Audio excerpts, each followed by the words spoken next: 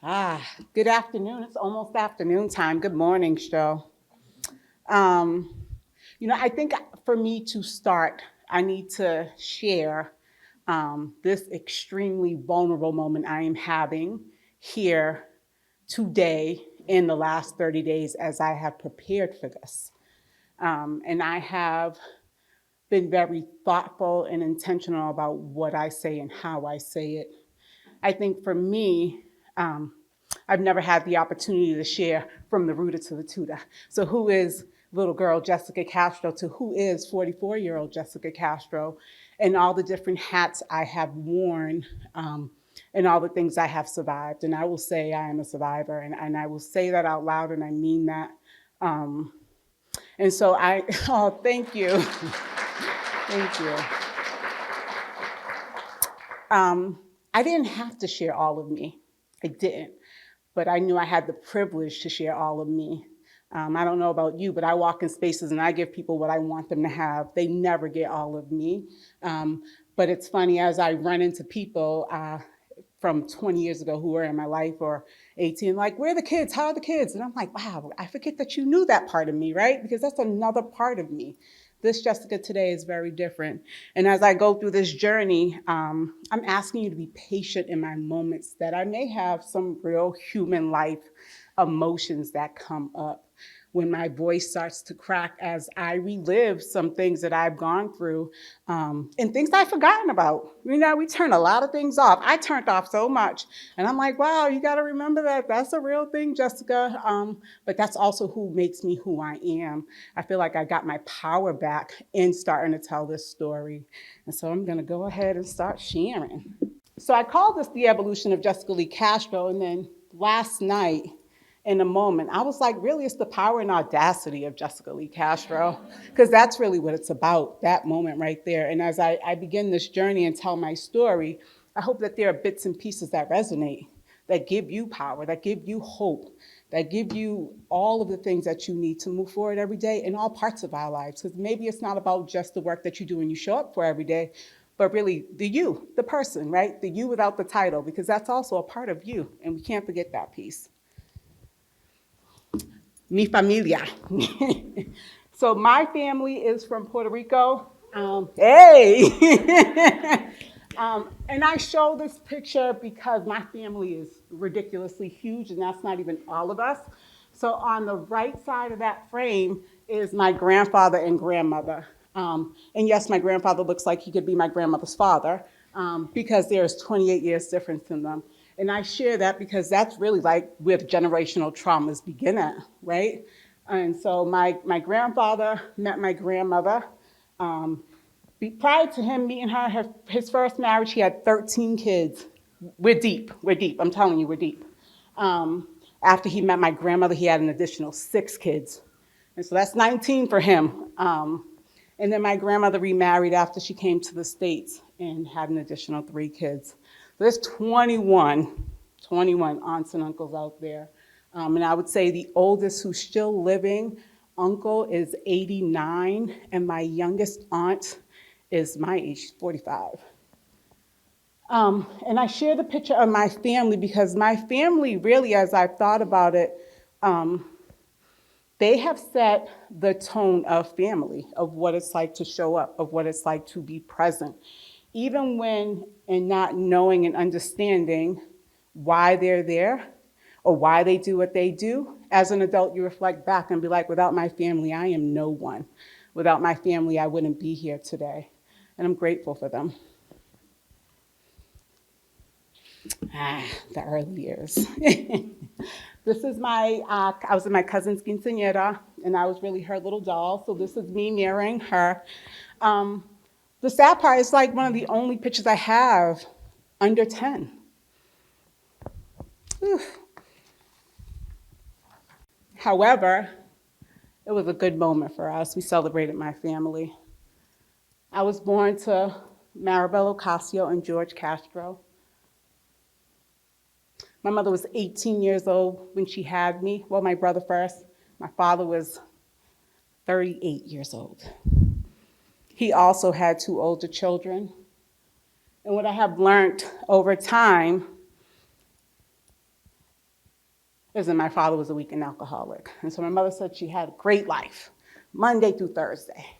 But she knew Friday morning when she woke up and he came back home, what life was going to look like for her. And so my brother and I are real Irish twins. He was born in January 78. I was born in December 78. And what I've also learned is that I am the product of a rape. My father raped my mother. And when she showed up for her 6-week checkup, she was distraught. She couldn't believe that she was pregnant, 19 with 2 kids, and what that now meant for her. And what she often says to me is, you were always my miracle baby. And I'm like, I can't imagine having to carry a child for 9 months, knowing how I conceived this child. And I will name that I am forever grateful for my mother giving me life, even if things after that didn't look the way I needed them to look. My mother left. She left my father finally, 2 years after. She went to my grandmother's house. And we lived with my grandmother for some time. And years passed and gone off. My mother had 4 additional kids by 4 different fathers. So there's 6 of us, there's 5 fathers.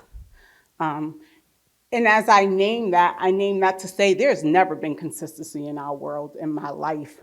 And even as men have been in and out of our homes, there was never anyone who stood up to be a father, to show us what this idea of a man is.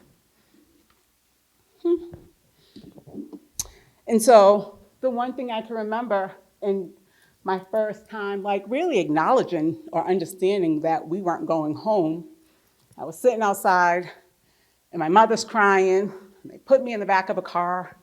My brother's on the other side, the back of the car. He's screaming out the back window. And I'm like, I don't know what's going on. I just know that we didn't go back home that night.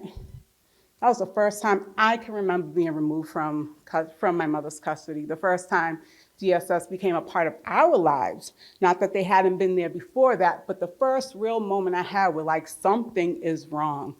And what are we supposed to do now? I went back to live with my mother again.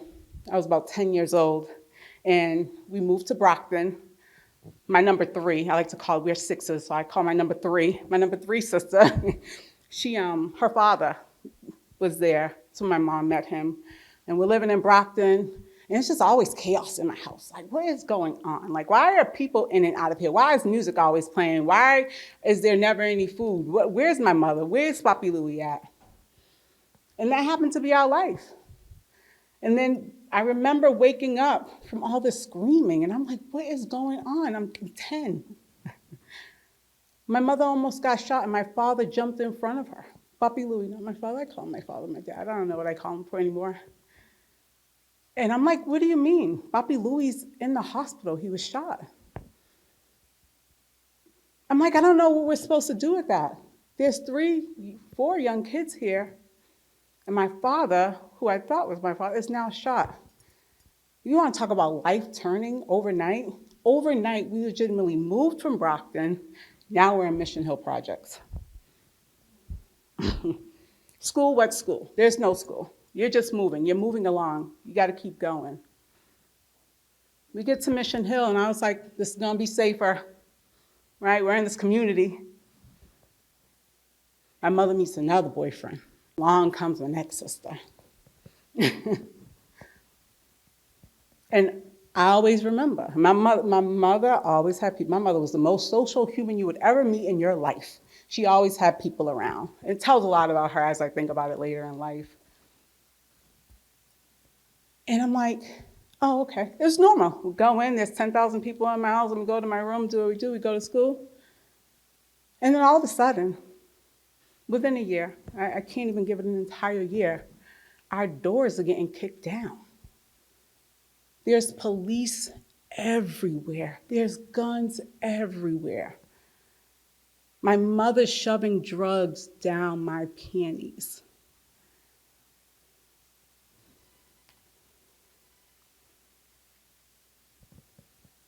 And I don't know if I could ever help you understand what that felt like, because I was aware, right? I'm 11, maybe 10, 11 at this point. But I knew it was wrong. You know what else I knew? Back to DSS custody. It's definitely happening again. So we talk about secrets, right? Because secrets are always important to talk about. I don't know about you guys, but it's always been a secret society in my house. Don't tell my business. Don't have no conversations. I don't want your little friends in here. Make sure you don't tell anybody anything at school. And so what did I do? I hid it well. Nobody ever knew what was going on with me. People are like, they look you normal, she's a normal kid. Until I had the courage to talk about the secret. I'm probably now in middle school. Oh, thank you. I'm now in middle school, and middle school is, I don't know about for you, I had fun in middle school. I had fun, you know, you're almost free. My mother really didn't pay attention to us, so I was able to do everything I wanted to do. And I would say about 14, probably the beginning of my 8th grade year, we went back to live with our mother. DSS was kind to my mother. I need to say this out loud. DSS was kind. It was DSS at the time, but we bounced in and out of foster care like it was no other. And DSS kindly kept saying, here goes your kids. And we was like, here goes another ride. And so we moved in with my mother. We were living in Common Square at this point. I've lived everywhere. I need to name that. I've lived almost everywhere. And definitely like 6 months here, 8 months here, a year here, 2 years there. So, you know, I will say, because of this, I've always been used to change. Change is the most normal thing to me. I know a lot of people don't like change. I am fine for it. As long as it makes sense, let's go ahead and change on up. And so we're in Common Square, and I remember I'm walking down. So I went to the Timothy Middle School, which is in Roxbury. And as a part of the gym requirement, we had to run a mile. And so, right, oh, yep. So I don't know if that's what set me off or all the other things that was going on in my life. So we walk down to the track, we do our mile, we're walking back up. And I now can name I had a panic attack walking back up the hill. And I'm crying, and my friends are trying to console me, and they're like, what's the matter?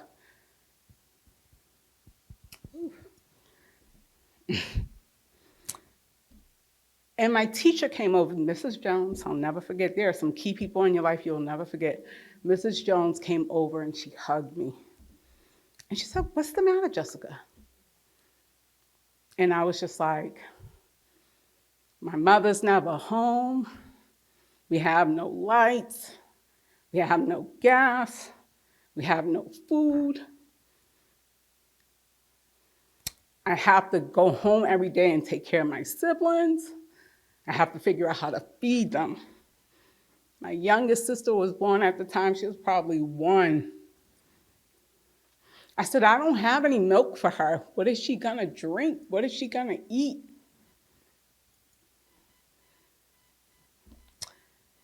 Whew. And in that moment, she said, I'm gonna take care of it, don't worry. I guess I just didn't realize I'm gonna take care of it, don't worry, is I'm calling DSS.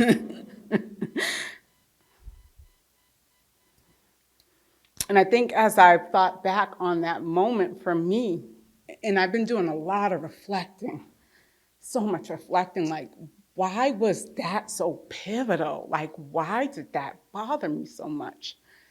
And I think because I was now the reason why my family wasn't together. It wasn't that my mother went to a doctor's office. It wasn't that a concerned neighbor called. It wasn't that a family member called. But I did it. I did it this time.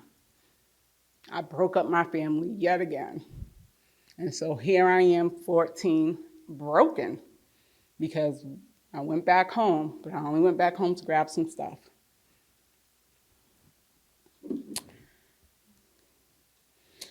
And as I grabbed that stuff, it was the last time I lived with my mother until my senior year of high school.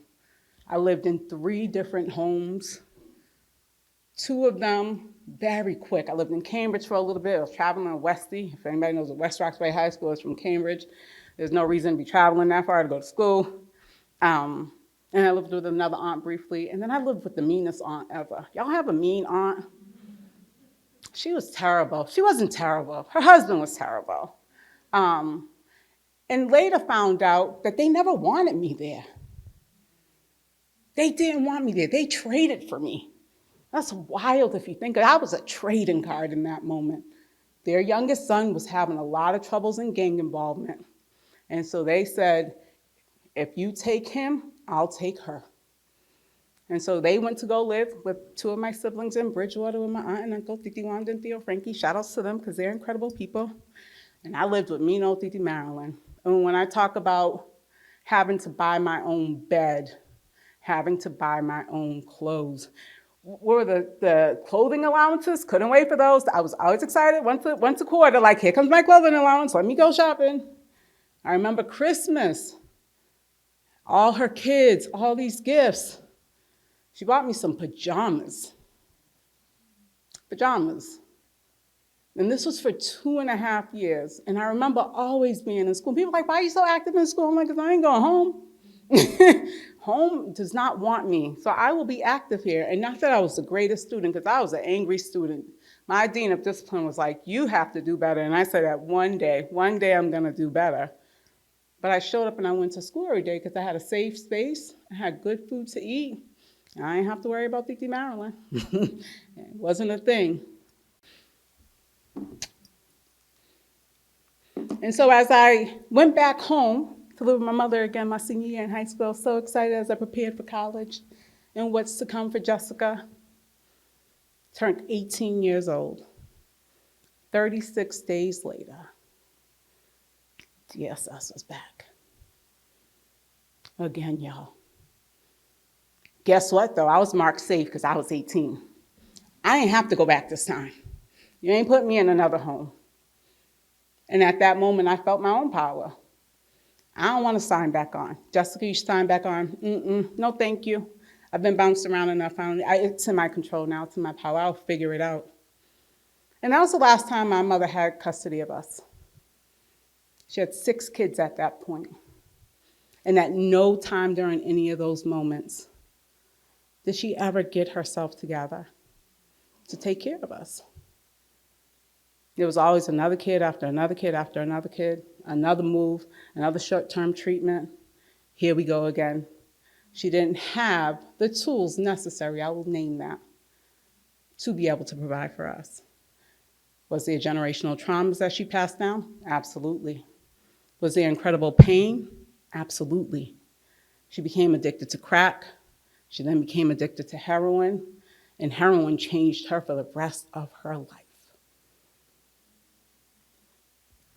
And so I want to say, I'm going to ask, have you ever had a difficult decision you had to make? Because we have difficult decisions we have to make sometimes. All the time, I will name that we always have difficult decisions we have to make. And I ask you for just a few minutes, talk to your partners, tweet me. Recall a time when you had to make a difficult decision. Did you feel a sense of relief? Or did you feel guilty about the choice you made? And talk about that choice. Why did you make that choice? Sometimes we make hard choices. I know I made hard choices every day. This morning when I got up and was leaving the house, it was a hard choice about whether I was going to go drop the puppy off at doggy daycare or not. And I'm like, what do I do in this moment? What do I do? Do I feel guilty that she's home by herself, or is it okay? And so I asked you about any difficult choices that you've had to make and what those have done. Give you a couple minutes. So I hope that you had an opportunity to talk about some difficult decisions that you all have made. We'll name them again. They can be small or big. They can be impactful or not, but they're choices and decisions. So I went off and I graduated from Westy, and I went off to Norfolk State University, and I knew I wanted to get away. I had to escape. I had to get away from my mother. And after being in Norfolk for all of 7 days, I couldn't afford to be there. And so my brother drove me down with his girlfriend, with all my stuff. And I remember the moment where they was just like, you need to come up with such and such dollars or you can't be here anymore. And I was like, I don't know where them dollars are coming from because I don't have them. I didn't know about financial aid. I wasn't versed in how much money you needed. I knew I was going to school, and I was getting far away as possible. And so I called Titi Wanda and Theo Frankie because I had another cousin who was, she went to Emmanuel, graduated the same year, and the family came together and they raised money for her to go. So I was like, they're going to do the same for me. They didn't.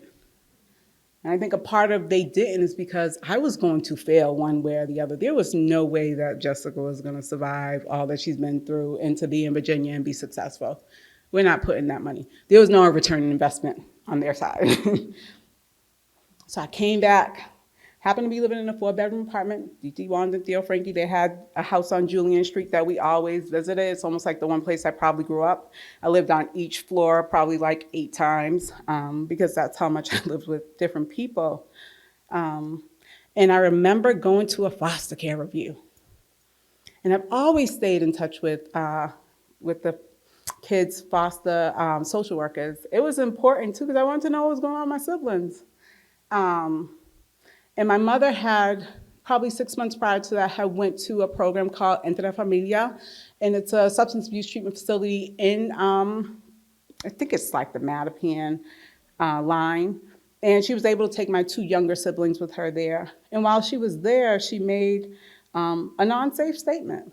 She's detoxing, and she said she was gonna hurt them. So the kids are gone again. Right? So she went to this facility and the kids are gone. And I remember my mother coming to me and she was like, take the kids for a year. I just need a year to get myself together. Silly me, like I didn't have enough history. Sure, of course I'll take them. It's only the 2 little ones. It's gonna be fine. I went to my foster care review and they said, you're too young. you can't take these kids. And I was like, well, what's the alternative? It was like, at this point, the alternative is adoption for them because they were probably 2 and 8 at the time. I was like, adoption? It was like, your mother's history has shown us nothing different. They're young enough where we could probably get them adopted. Well, I can adopt them. The social worker turned, she was like, no, you can't. You're too young. You don't have an apartment. I was like, I actually have a 4-bedroom apartment I'm living in with some friends. I was like, I have an apartment. She was like, do you understand what you're taking on? And I was like, no. But what I do know is I have some space. July 1999. I'm lying to you. June of 99, my first sister came to live with me, Jocelyn. And she came first because she was running away from her foster care placement. And this girl would run away all the time, and she was always with me. And I'm like, you gotta go back. We gotta call social workers, tell them you're with me. And so they placed her with me. July 99, the night before, it was actually coming up on July 4th weekend, I'm working at Mass General, and I call my friend on a payphone. And I was like, these kids are coming to live with me. What am I gonna do? I can't take care of any kids. And she was like, you got this and I got you. And so I did it. July 99, Evie and PJ came to live with me. They were 3 and 9, Jocelyn was 16. Evie, PJ were 3 and 9.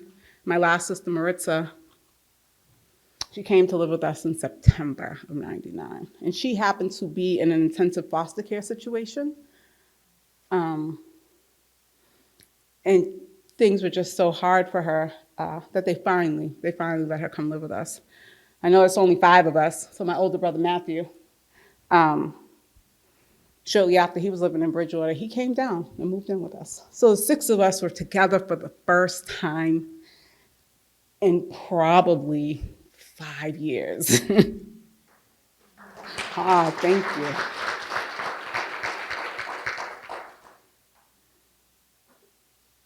That's incredible. I'm sorry. That's good. That's good. We were together for the first time. And trying to understand what being a parent was overnight was an entirely different thing. Because I was like, I can do this, but I didn't think about all that it required. First, I never had a family foundation. I didn't know what it's like to be loved, to be cared for, to be provided for, somebody going to school, healthcare, dental care, mental health. I didn't think about all these things. And now here I am with this 3, 9, 14, and 15-year-old, like, what do I do? And don't forget, I'm only 20 years old at this time. I'm only 20. And the one thing that I can recall, and as I thought back on my story, is every single thing that they felt, I felt. The yearning from my mother, I felt it. The missing of their fathers, I didn't really feel that because I ain't never had my father. But the desire to be loved and for our mother to love us, I had to deal with it every single day and turn it off all at the same time because these kids needed me to show up. They needed me to show up in the way nobody has ever shown up for them before. And so what did I do? Turned all my feelings off. I turned off all my emotions. And every day I figured it out. There was lots of crying. There was lots of tears. There was lots of fear. I remember the first day PJ finally got daycare. I said, thank you, because I don't know what I'm going to do with 3-year-olds all day. You got to entertain them all day long. He needs to go to school. Also needed to go to work because it was nice that we were getting our DCF supplements, right? That was great. That was extremely helpful. But I needed more money. And so talk about things lining up in a great way. My sister's at Dorchester High School, Maritza. Pamela Trefler comes in. She's the trustee of the Trefler Foundation. And Pamela Trefler says, I'm going to give $1 million to Dorchester High School. And Maritza Colon is going to be my mentee. Talk about life-changing moments. It was in that moment right there. And so Pam used to call my phone, and I used to be like, you can't call here every day. Maritza's busy. And she said, no, I'm calling for you this time. She's like, come work at the Trefler Foundation. I have a secretary position open for you. I know it's hard for you, but come down and be our secretary. I said, all right, now I ain't got to work these little nickel and dime jobs. Let's go, Jess. Let's go to the Trefler Foundation. And so that was my first opportunity I feel like I had in my career. I was going to go answer some phones, y'all, and make some copies of things. I made it. That was it. That's all I needed. Kids were doing what they needed to do in school. And there's a lot that's not being said right now, but do understand every single challenge that you know about young people, I face them every day. There was not a single challenge. I'm like, there can't be no more aha moments with kids. I thought I knew all the aha moments. Here's another one. And so I went down to the foundation.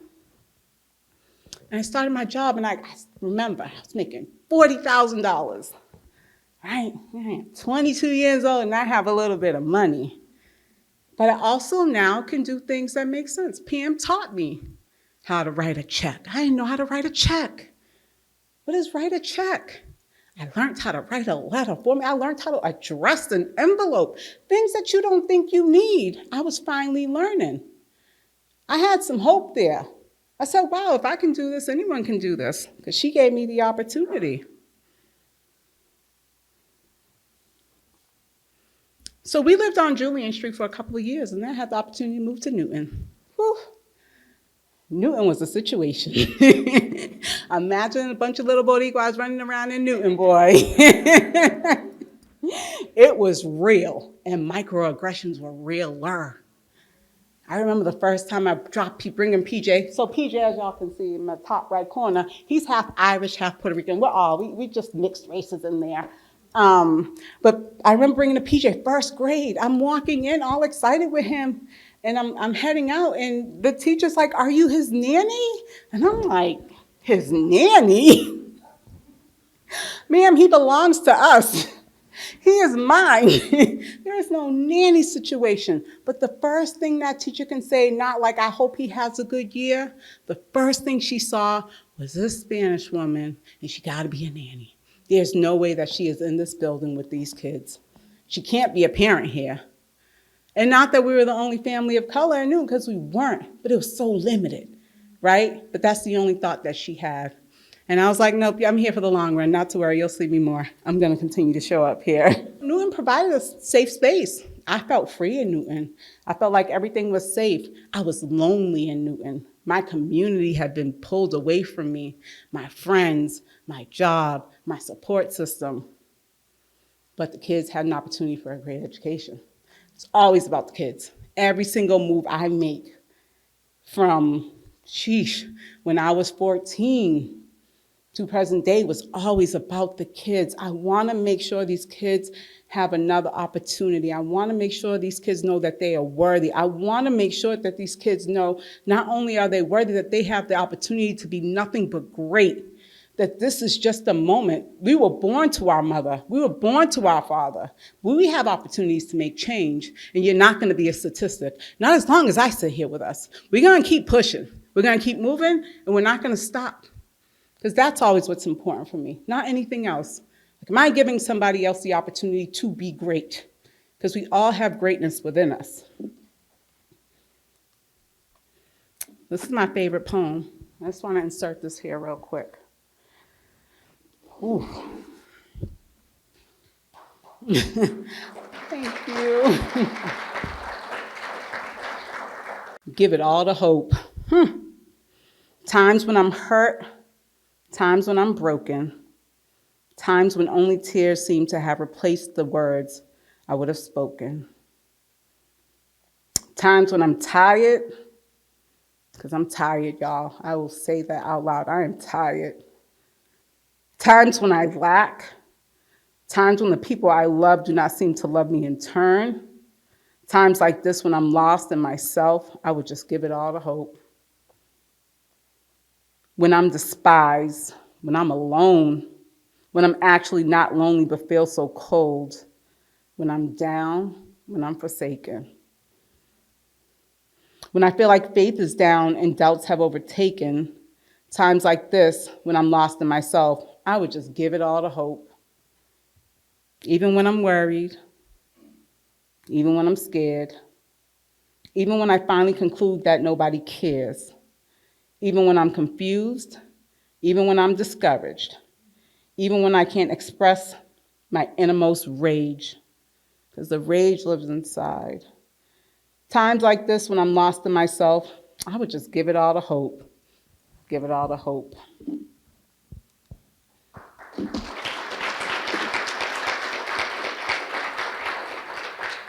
And so in this moment, I can't spell out the last 24 years, right? Because it's been 24 years since the kids came to live with me. And we've dealt with our ups, we've dealt with our downs. And the one thing that I understand is when people see my family, they do see success. And they do see the power of hope. And I just want to name what my family is doing in this moment because I think it's important to talk about them. So much time has passed and I've had the privilege and opportunity, I feel like, for them to be in my care. And so my oldest brother, Matt George, he's an executive chef and has been for a number of years. My number three, or our number three, she is a registered nurse and has been in the nursing field for 16 years. Shout outs to Jossie. Our number four, who's Ritzy, who's directly under her, is an attorney. She is an attorney. Go, boss, Ritzy, go. And she's actually an attorney for Boston Public Schools. She's on their general counsel. She's incredible, y'all. Our number five is Evie. She actually works at a residential treatment facility for boys and is a program supervisor over there and has been there for a number of years. And my baby, PJ, we'll get to PJ later on down the line. But we're all doing extremely well. But I lay that out and I want to say, and even as we're doing extremely well from a professional standpoint, like people have houses, people have families, there is so much trauma in us. There is so much sadness in us. There is so much rage in us. There are still the questions like, why doesn't my mother love me that shows up every single day? There are decisions I make today where I'm like, Jessica, you are not the same girl from 20 years ago. And have to constantly remind myself that I don't have to make the same choices or decisions out of survival mode anymore. I'm beyond survival at this point. Survival should have left me, but I operate in that space because it's ingrained in my head. I only know survival and remind myself every day, be kind, Jess. You're doing it again. You don't need a fourth job. I promise you, you don't need to do it. You don't need to collect your nuts, little squirrel. But that's who I am to my core. I'm always waiting for that moment where something else is going to fall, because that's all I know, right? And my safe space is, hey, let me go collect everything and put it all together. I need to talk about my mother. Let's talk about my mother before I move on to the student and career woman. Uh, Maribel Castro is alive and well. Maribel Castro is alive and well. My mother lived on and off with me. My mother lived with me for a number of years when I moved. She moved with me into Newton, and she's like, I'm coming back to get the kids. And I'm like, yeah, you're not coming back to get the kids, because you can't have these kids. These are my kids now. They can't go. But my mother lived in Newton with me for 2 years, moved to Worcester to go start a job, and never came back. She just forgot about us. She went on and created an entirely different life for herself. And yes, there were still drugs. And yes, I'll name that my mother had severe mental health issues. But she still forgot about us, even in her moments when she was clean and sober. She went from Worcester to Fitchburg. And then it's like, you're gonna come see me. Can't come see you. How can I come see you? You never came to see me. You still don't check on me. You're alive and well. We don't owe you a thing. I owe you the life that you gave me. Beyond that, you've created and caused more hurt and pain than I'll ever experience any other time. When your mother tells you you're not worthy of her love, nobody else can do it in another way. I don't care what anyone says to me, because that's the place, that's that maternal place. And I don't think I realized the pain of my mother not loving me until I had my own daughter. I gave birth to this little girl, 6 pounds, 9 ounces, and I looked in her face and I said, there's no way I could ever not love you, not care for you, not provide for you, not make sure that you feel my love. You don't need to miss that. And so my mother's alive and well. I don't talk to my mother. It took me a long time to not talk to my mother. I stopped talking to my mother 2 years ago. It was the first time, because I always allowed her the opportunity to be with us. I allowed her the opportunity to be with my siblings. I'm not going to tell these kids about you. You're going to show them who you are. So go ahead and be present. They'll make their own decisions about who you are. I don't need to say anything. And I did no different with my daughter. Meet your granddaughter. Call her. Come hang out. You will show Janae who you are. I don't need to do that. It's beyond me at this point. It's gone. And so my mother's still here. I never talk about my father. So my father, I never met him, and I did ancestry DNA a year ago, and I found the Castros, and I look just like the Castros, which is so wild. They're like, wow, these people look like me, and found out my father died on a train, alcoholic, living in the streets for years. And so I had the opportunity to meet my cousin, and we're gonna actually connect in July. I'm actually going to physically meet her and some cousins in person. And I don't know, for me, it's like, why do you need to meet them now? And I'm just like, I want to know who the Castros are, right? I'm a Castro. Who are the Castros? And so,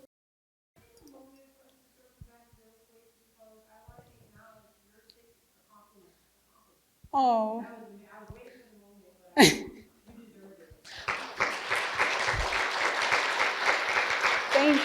Thank you. Thank you.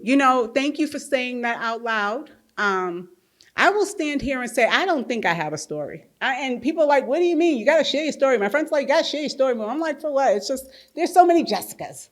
And so I feel privileged to be here. I'm proud of me. It's taken me a long time to get to I am proud of me.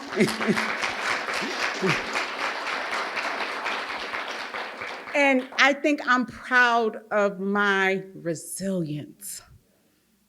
I'm proud of my resilience. And bigger than me, I'm proud of my family. I broke some generational curses. It happened. And I know that I was a sacrificial lamb for my family. I haven't had the opportunity ever to live my own life. I don't know what living my own life even looks like. I didn't even think about that. But as I watch my nieces and nephews, it's so good, because I know even if something happens along the way to one of my siblings, one of us will always step up, and that's just it. I told them don't let nothing happen to them because I don't want to take care of no more kids. However, I know that as a family, if I've not taught us anything, is that we'll always be together. We always got to have each other. And even in the differences between siblings and what we learn and how we move and how we operate, at the end of the day, to our core, we are still family. And this is how we've survived the last 24 years. It's through family. So thank you. Amen. Thank you. And so I don't know. There's something in me that's always wanted to go to school, right? Because I set off to go to school in Virginia, and that was taken away from me. And so I took my first class of January of '98. And I was like, oh, this is cool. And so I took 3 more classes that following semester. And then, boom, the kids came to live with me. So that was on hold in real life. But then I decided, once these kids got settled and I had some time, I'm going to go back to school. I'm going to go do this. And so it took me 10 and a half years, 10 and a half, to get my undergrad in human services. And it was one of the most proudest moments I had of myself. Like, I set out on something and accomplished it for me. I knew I wanted that degree. Why the degree was important to me is beyond me, y'all, because I really don't know why the degree was important, because I had already seen my sisters graduate, and I was really happy for them. But I'm just like, well, what about me? I need to go start a career or something. And so simultaneously, while I was finishing up my undergrad, I enrolled in a certificate program for addictions counseling, because I needed to know why my mother was the way she was. And I thought my answer was gonna be there. And I remember doing my internship, and day 1, I walked out like, I don't know what I've done to myself, because I don't get these, I just can't relate, and I'm frustrated, and I'm only going to do bad. There was pure transference on these mothers sitting in front of me, and all I could think about were their kids. And not only their kids, but me. And so I went through the entire program. I went and sat and tested. I am a licensed substance abuse counselor, and I have never practiced a day in my life. I will say that out loud. And I will never utilize that certification because I'm only going to do bad. Because I'm not all the way healed yet, y'all. I'm not all the way healed. And so I got my degree, and I went off and started my big girl job. I was still at the foundation. I told Pam, I was like, I need to go and start my career now that I've graduated. And she's like, will you stay on and manage? I started managing the finances at this point. She's like, will you stay on part-time and manage our finances? I'm like, of course I will. What do you mean? Of course, I'll do anything for you. And so I left the foundation, I started working there part-time, and I joined my first professional job. So I went to Community Resources for Justice as a case manager. I started July 2007, and I remember my very first client. She had just spent 23 years in the federal penitentiary, and she needed to start her life over. And I was like, wow, what am I gonna do here? You know what it did? It sparked the greatest amount of hope. Like, I am gonna help her to get to the next place. Let me figure out all the avenues that we have to get her to successful. Because the fact that she came home and she's willing to want to do the work to go be great, oh, I can do this. I just think about what all this was. And so all this was employment. But how do you get someone who just came home from 23 years employment? How do you get them housing? Because those things are non-existent the minute that you have a record, right? We're going to name that out loud. That is the hardest challenge in life. You want to get somebody a job who just spent 23 years in jail? Jessica, what's going on with you? Well, we did it. We got her a job, right? We got her housing. We got her connected to mental health services. She went into a rooming house. And I ran into her 3 years ago. And she's actually running a rooming house for people who were just recently incarcerated. Right. So I fell in love with CRJ because CRJ allowed me to see all the different parts of human services. What is human services? There's so many different pieces and avenues. I'm like, I don't know what I want to do. And there I got to learn. And so I moved up quickly through the ranks. I've always been very ambitious. And so I became an assistant director, and then I became a program director. I spent about 5.5 years at CRJ before I was like, my family's going to need a program if I don't get back home. So back to Jessica being on pause again, right? We're gonna have to sit down because these kids are gonna end up in this program. And there's only 2 home with me at this point. And so I left CRJ and I went to Morgan Memorial Goodwill. And I started there as a program manager. And I I managed the Department of Transitional Assistance, their CEIS program. And so my goal was to enroll women into our programs, to get them jobs, to get them out the program. And so I did that effectively. Because again, I show up as little girl Jessica in every single thing I do. And so my passion pushes me always for greatness. My passion is like, how do I move some of these barriers? Because I'm tired of all of us jumping over hurdles every day to get the bare minimum, because that's what we're getting every single day is the bare minimum. I don't want the bare minimum. I want people to have everything that they desire. And that maybe their desires are smaller than mine, but we're gonna get them. And so after spending 5.5 years at Goodwill, I left there and I was the director of workforce training and youth initiatives. And during my time there, I really was beginning to feel like there is so many cliff effects for people who look like me. You get a job, you report your income, you lose your Section 8, you lose your food stamps, I'm quitting my job, I'm back on this hamster wheel. I'm like, there has to be something more to this. There isn't, because policy shapes the way things are. And we're gonna name that in this room right now. It's policy that drives us to be in the same position. And so at the same time as I'm seeing all this happening, I'm seeing a ton of women come into our program, young, who are in MECO programs. Does everybody know what MECO is? Yes, yes. And I'm like, why are they coming here? I knew as a kid and as a young person in Boston, if you went to MECO, you definitely had a better opportunity than anybody else. I knew that. Nobody can tell me any different. And I accepted a job as a MECO director because I need more, right? Go do more, Jessica. Found an opportunity, interviewed a gazillion times, and they offered me the position. And I was like, makes sense. I will say that my daughter was a MECO student at the time, not in the same district. I'm gonna go be a MECO director. Day 3, we'll give it day 3. I knew why I had so many students enrolling in programs at Goodwill. Because you know what? We talk about equity, we talk about equality, and it's not shaped the same. You can give us access to these districts. You can say you're welcoming us in. But the minute I walk through that door and I don't feel like belong here, you have not given me anything. What you're giving me is more trauma. What you're giving me is I don't belong. What you're giving me is I got to get up at 4:30 to get on a bus and ride an hour to you to deal with what you're about to show me. What advanced classes? What do you mean all the white kids get to go in advanced classes, but we don't? Why? What's different? Show me. Day 11, my students staged a walkout. Can you imagine being a part of an executive team and your students are walking out? And they're looking at me like, Jessica. And I said to them, do whatever you feel is right in this moment. We can talk about the biggest side eye from my superintendent, like, you could have stopped this. I'm like, no, your decisions could have stopped this.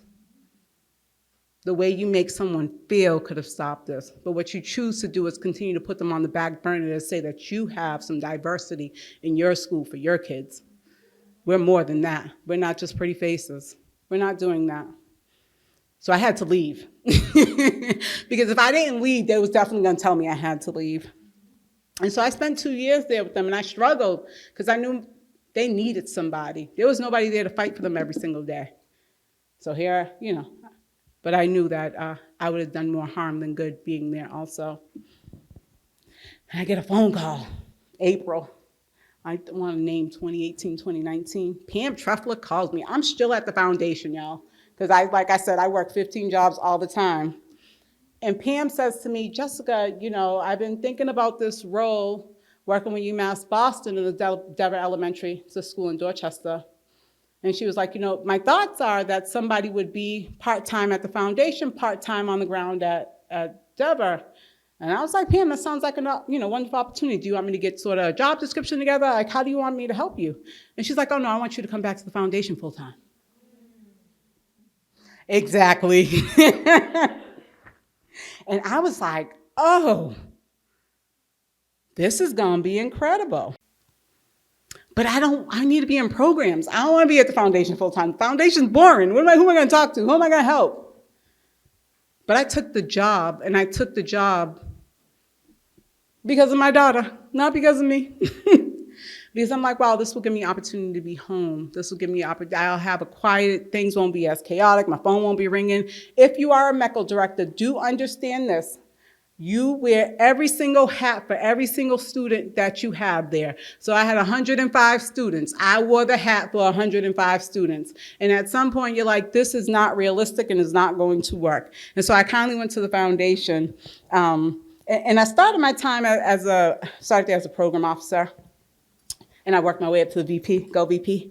But in it, I finally realized my why I needed to be there. I got to direct money and resources into communities that I cared about. And so, no, I didn't have touch with them anymore. And I like high touch, but I actually got to sit down and say, hey, us pouring $500,000 into these organizations is going to be important because of this. And maybe you don't see why that organization is important, but this is why I know this organization is important.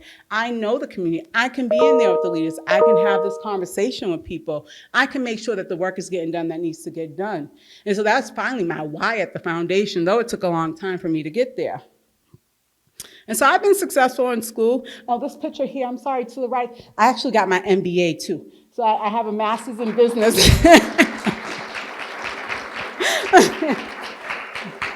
That's my master's in business. I got my MBA in 2016, and I only got it, and I'm going to say this out loud, because the CEO at the time of an organization I was working with told me nobody was going to ever take me serious until I had a business degree. She said, your degree's too touchy-feely, Jessica. I was like, oh, okay. And so I've always loved numbers. I do all the finances at the foundation. Numbers are black and white. All the work I do everywhere else, nothing is black and white. Numbers are always black and white. What comes in is going to go out, and that's it. The picture on my right is our headshots for the foundation. This is such a, let me go to the next slide. You'll see this picture is so relevant for so many reasons. But it's my actual first headshot, and I know I need an updated one. It's gonna happen, y'all, it's gonna happen. So this is my family. So little PJ, my little guy, oof.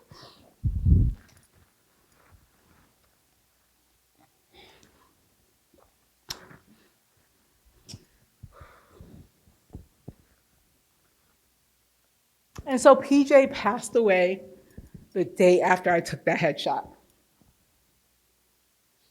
PJ was the most energetic ball of fun.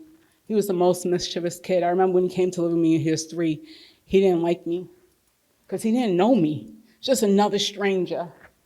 And PJ learned to love me because I loved him. And I remember I went to go see my mother one day with my sister. And he called me at 11 p.m. He's like, please come to get me. My heart's not big enough to love 2 people. And I didn't understand what that meant at that time, but now I do. PJ disappeared. And he had, he struggled with drug addiction, mental health for many years. When he was in 10th grade, first time he had ever become violent with me and really was so angry. And I was like, I can't do this. I can't help him anymore. And so he went to go live with my siblings and then ultimately ended up with my mother in Fitchburg. And the greatest thing my mother could do was introduce him to drugs. And so PJ suffered from substance abuse for a number of years. And I happened to go to my sister Jocelyn's house on April 21st, 2021. Sister Evie was there like, I can't find PJ. He had lived with her for 6 months prior. And I was like, he's going to come home, Evie, don't you worry. He didn't come home. And so we went out and we searched for him. And something told me, go into the basement. And so I went into the basement of my sister's house. As I'm digging through his stuff, I'm like, something gotta be here. Something told me to go to the closet. And I found my little PJ.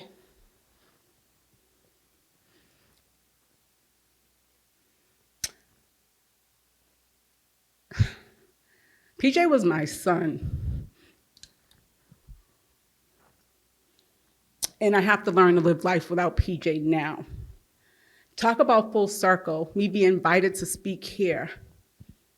May 1st, Mental Health Awareness Month. Talk about a moment. What I do understand is I did, and I hope everyone can hear this, we did our part.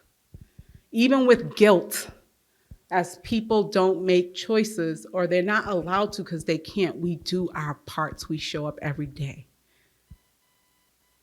I will never be the same person. PJ taught me how to cry. I've never cried before so much in my life, but he's taught me how to cry. And so I say hone in on those emotions.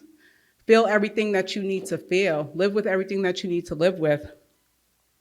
Make sure that as you do the work and you show up every day, that you keep your young people in the forefront of what you're doing, of the decisions that you're making. Give them hope. Somebody gave me hope along the way. I know I'm not here just because of magic. Somebody gave me hope. Somebody gave me an opportunity. And obviously I have some willpower in me and perseverance in me to keep pushing to tell this story. But I hope that every young person in here knows that I hear you, I see you, I feel you. You got this. And that there are people in this room who's going to help you get on the other side of that. Thank you.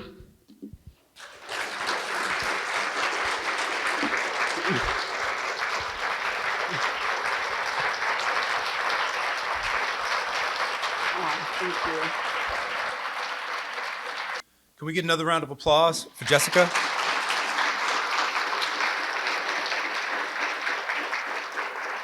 Now, when we first began this journey this morning, that final norm was to accept and expect non-closure. And that is part of the work because we are still continuously on this journey together. So we're going to begin winding down our morning through engaging in what I call an optimistic closure activity. And what that is going to be is an opportunity for us to, as we have been reflecting and considering humanity, our journeys and the journeys of others, it's going to be an opportunity for us to think about the full magnitude of what the experience has been this morning and what we envision the work to be moving forward. So we're going to take it right back to Beyonce's song, Halo. And while that song plays, what we want you to do, we're only going to hang here for 2 minutes, 120 seconds. But we want you to reflect on the experience this morning through the lenses of hearts, clubs, diamonds, and spades. And if there is something that's resonating, that's touched your heart, and not the words of Mirko, but some of the conversations I've had with you and some of the things I've heard Jessica say have certainly touched my heart. You know, clubs in this circumstance represent new ideas, thoughts, and points of view that we were going to continue to work with and wrestle with even as we move forward and as we leave this space. A diamond in this context represents a gem that lasts forever, so maybe you heard something. Maybe you were reminded of something that's a nugget that you're saying, I need to make sure I never let go of. And in this context, a spade represents a tool in the garden that's used to dig. So perhaps there's some new ideas that you have that you want to wrestle with some of your colleagues as we think about the work that's going to be done to ensure that our centers are these healthy, thriving places that embrace and celebrate the full magnitude of the humanity of our young adults. So here comes Beyonce's Halo, and this will be our final micro moment of reflection, and then we'll begin the process of formally concluding our time together. Enjoy this next final moment of reflection. Thank you so much for your time this morning. You were doing important work. We are still in the mix as supports, and we want to be here to support and lend our expertise and connections in any ways that we can. Thank you so much. This has been powerful and meaningful for us as well. And with that, I will return facilitation to Fearless Leadership.